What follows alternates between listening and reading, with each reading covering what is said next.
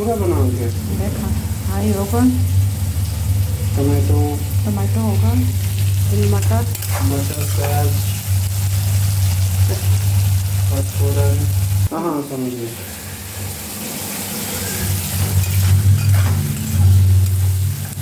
तो मसाला तो ऊपर ही बनाओ नहीं।